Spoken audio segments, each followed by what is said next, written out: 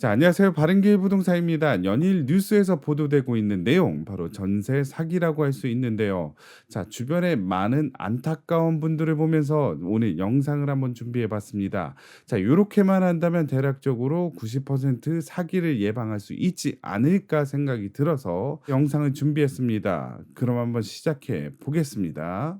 자, 네이버에 전세 사기만 치더라도 여러 가지 많은 뉴스들이 나옵니다. 자, 일단은 뭐 신월동 쪽에 많이 터졌었죠. 자, 그리고 최근에는 인천 미추홀에도 전세 사기 주택 2083채가 경매에 넘어갔다, 이런 얘기도 있고요. 그리고 또 나오는 거, 동탄 지역에도 뭐 쑥대밭이 됐다, 오피스텔 250채를 소유한 부부가 파산을 해서 자, 이분들이 오갈 데가 없어진다, 이런 뉴스가 연일 보도되고 있습니다. 자, 그렇다면 전세 사기를 예방하기 위해서는 어떻게 해야 될까요? 일단 첫 번째로 기본에 충실하자. 전세 계약을 쓸 때 임대인 본인이 나와서 계약을 했느냐? 안 그런 경우가 많죠. 부득이하게 못 나온다면 대리권이 있는 대리인이 써야 되는 건 맞지만 그분들이 준비할 서류가 필요하죠. 일단 첫 번째 뭐냐? 인감증명서, 그리고 인감도장이 찍혀 있는 위임장, 그리고 신분증 사본을 가지고서 대리권이 있는 대리인이 계약을 했느냐가 중요하죠. 거기에다 플러스 알파로 주인 전화 한번 해도 되지 않을까요? 중개인이 되던 임차인이 되던 자, 주인한테 전화를 해서 여기 주인이 오셔야 되는데 대리인이 왔는데 자, 이분한테 적정하게 대리권을 넘긴 게 맞습니까? 라는 확인 전화까지 한다면 금상첨화가 되겠죠. 자, 단순하게 중개인이 와가지고 임대인 대신해서 대리를 한다, 서류도 없이, 괜찮아, 이거는 뭐 제가 아는 사이니까 안심하고 해도 돼, 나 믿고 해, 나 믿고 해라부터 전세 사기는 시작될 수 있다. 게다가 임대인이 국세, 지방세 등 세금 밀렸을 때 공모에 넘어갈 수 있죠. 그거를 임대인 동의 없이도 우리가 완납 증명서를 뗄 수 있습니다. 4월부터 임대인 동의 없이도 임대인의 미납 지방세 열람이 가능합니다. 자, 임대차 계약서를 지참해가지고 시군구청을 통해서 열람을 할 수 있다. 하지만 임대차 계약을 가지고 간다는 거는 계약서 다 쓰고 나서 확인하면 뭐합니까? 계약서 쓰기 전에 확인을 해야 되는데, 근데 쓰기 전에 확인하기가 어렵다면 특약 문구에 이렇게 쓰면 되겠죠. 임대인이 국세, 지방세 미납이 있을 경우에 있어서 본 계약은 해지한다, 아니면 위약금으로 얼마를 낸다, 아니면 해지하고 위약금으로 얼마를 낸다라고 적으면 좀 더 안전하게 계약을 할 수 있겠죠. 자, 그래서 대리인 확인하고요. 국세, 지방세 확인하고요. 또 뭐가 있죠? 그래도 불안하니까 보증보험 있습니다. 저 그거 들기를 적극적으로 추천을 합니다. 자, 대표적인 보증보험 회사로서는 허그 주택도시보증공사가 있습니다. 전세 사기가 있을 경우에 있어서 일단은 보증보험에서 전세 보증금을 대위변제를 하고요. 집주인한테 구상권을 청구하는 게 바로 이제 보증보험의 역할이라고 할 수 있는데요. 그렇다면 모든 아파트 아니면 주택을 보증보험에 들 수 있나요? 자, 한도가 있겠죠. 그 기준이 바로 이 홈페이지에 나옵니다. 자, 일단 주택가격 산정 기준으로 해가지고 보험에 들 수 있는 그 한도가 얼마큼인지, 자, 아파트는 대략적으로 시세가 나와 있기 때문에 보증보험이 된다 안 된다를 쉽게 파악할 수 있습니다. 자, 그래서 아파트 보증보험 드는 거 어렵지 않고요. 보증보험 꼭 들어야 된다, 이런 얘기는 안 할게요. 그건 선택이긴 하지만 그 외의 주택은 이왕이면 들어주는 게 좋다. 뭐냐? 연립 다세대 그리고 단독 다중 다가구는 이왕이면 요즘에 보증보험을 듣는 게 전세 하락 시장에 있어서는 좀 더 안전한 장치라고 할 수 있겠죠. 자, 요거는 근해 공식처럼 그냥 외우십시오. 공시지가 곱하기 1.5 곱하기 0.9에서 나온 금액이 보증보험이 될 수 있는 최대 한도라는 얘기입니다. 자, 다시 한번 할게요. 공시지가 곱하기 1.4 곱하기 0.9.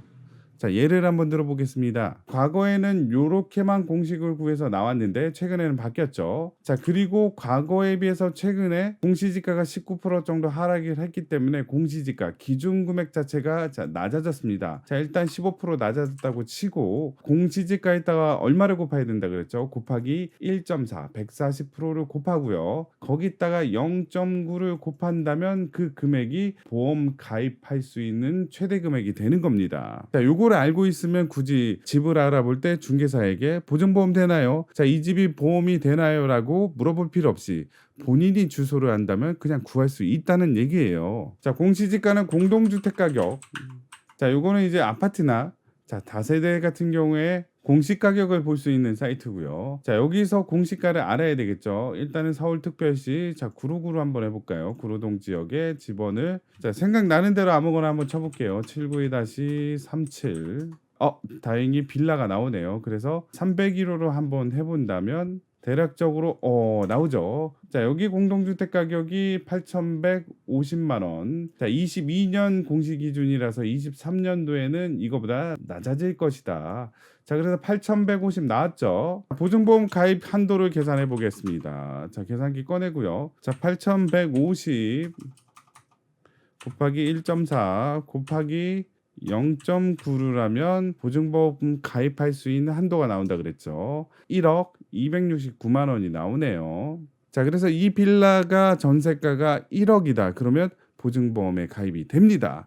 그런데 1억 1천이다. 그러면 자, 보증보험 가입 한도를 넘었기 때문에 가입이 안 된다는 거죠. 자, 그럼 어떻게 하죠? 1억 1천은 안 하시던지 아니면 1억에 5만 원. 자, 이렇게 반전세 식으로 바꿔서 한다면 보증보험에도 가입이 된다는 얘기죠. 하지만 요거는 이제 2022년도 공시가를 기준으로 산출한 거잖아요. 공시가가 떨어진다면 보증보험에 가입할 수 있는 금액이 이제 떨어질 수밖에 없는 거죠. 자, 여기서 좀 더 나아가서 23년도에는 공시가가 빠지잖아요. 좀 더 낮아지기 때문에 요 금액 자체가 낮아질 수 있으니까 뭐 빽빽하게 전세 1억에 들어가는 것보다 깎는다든지 아니면 반전세 형식으로 뭐 9천에서 8천 정도에 들어간다면 나중에 공시가 하락하더라도 보증보험에 가입할 수 있는 금액이 된다는 얘기죠. 자, 그리고 전세 사기가 유독 많은 주택 유형이 있죠. 뭘까요?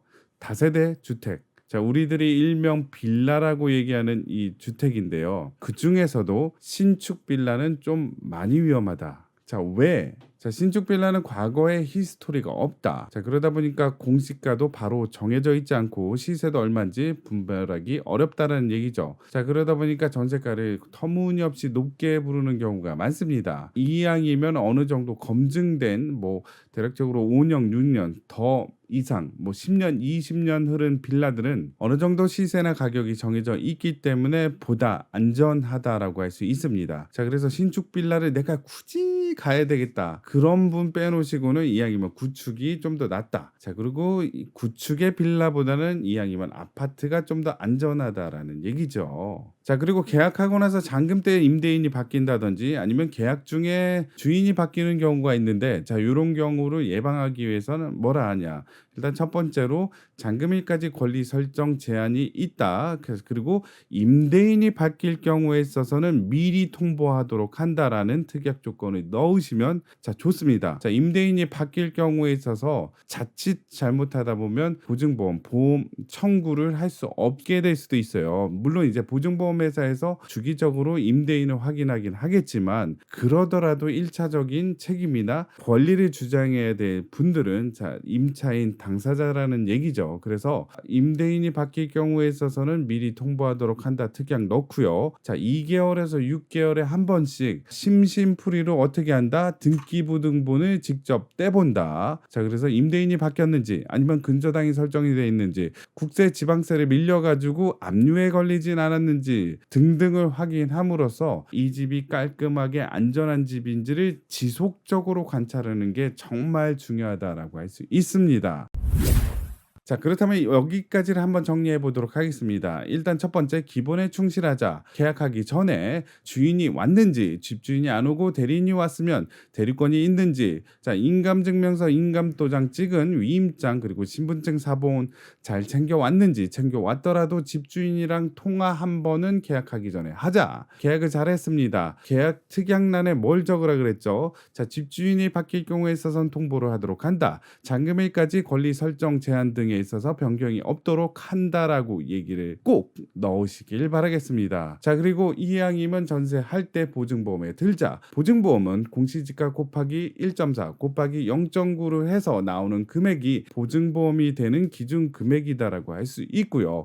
요거 빽빽하게 그 금액까지 쓰지 말고 약간 낮게 여유롭게 전세가를 정해서 공시지가가 떨어지더라도 다음에 보증보험에 가입할 수 있게 여유롭게 전세 물건을 잡자. 자, 그리고 집주인이 바뀌거나 권리 설정, 자, 국세, 지방세, 납입, 지연 등이 있을 수도 있으니까 내가 임차인이 직접 등기부등본을 2개월에서 6개월 정도 떼어서 주인이 바뀌었는지 여러 가지 변동이 있는지 확인하자입니다. 자, 그리고 이왕이면 신축 빌라 좋습니다. 깨끗하고 좋지만 자, 위험이 도사리고 있는 지역이 신축 빌라인 만큼 좀 지양하고 이왕이면 구축 빌라 약간 좀 허름해도 어떻습니까? 어차피 내 집 아닙니다. 나는 자, 좋은 집에서 앞으로 집 살 예정이니까요.